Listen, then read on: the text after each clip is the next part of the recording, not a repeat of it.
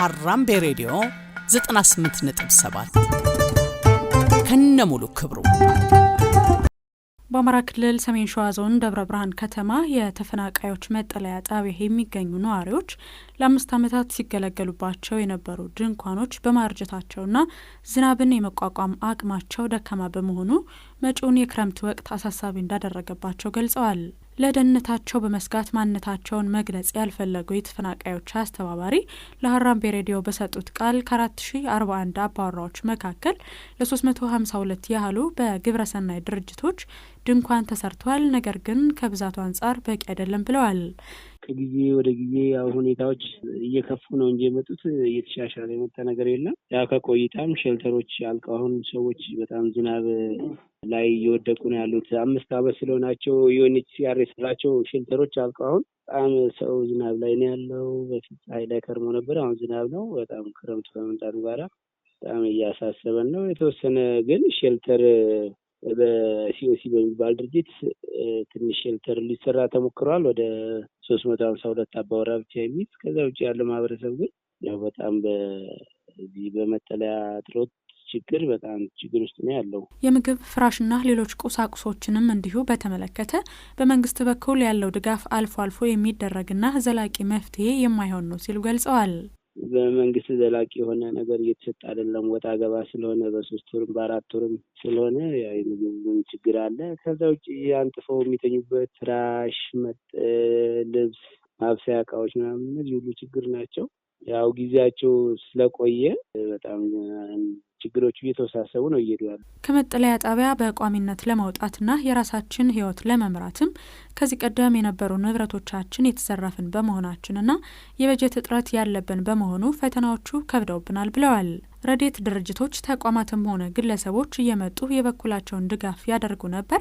አሁን ላይ ግን ባለው የክልሉ ጦርነት ሳቢያ እርዳታም ሆነ እኛን የመጎብኘት ሁኔታው ቀንሷል ሲሉ አስረድተዋል።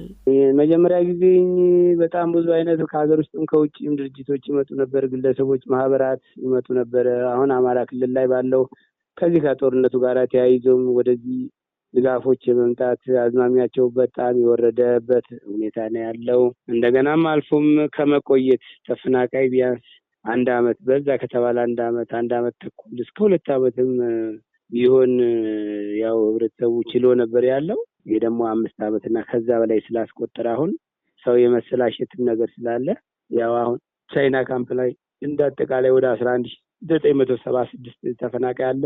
ወይንሸት ወደ 8000 ያለ፣ ባቄሎ ወደ 4000 ምናምን አለ። ሆስት ኮሚኒቲ ውስጥ በአጠቃላይ ወደ 35000 አካባቢ ተፈናቃይ ነው ደብረ ብርሃን ተሸክሞ እየተጓዘ ያለው። ወደ ቀድሞ ቦታችን ለመመለስና የበፊቱን ኑሯችን ለመቀጠልም በአካባቢው ሙሉ በሙሉ የጸጥታ ስጋቱ አልተቀረፈም ያሉ ሲሆን በመንግስት አካላት እንዲመለሱ የተደረጉ 600 ተፈናቃዮችም የደህንነት ዋስትናቸው ባለመጠበቁ ድጋሚ ሸሽተው መውጣታቸውንም ገልጸዋል።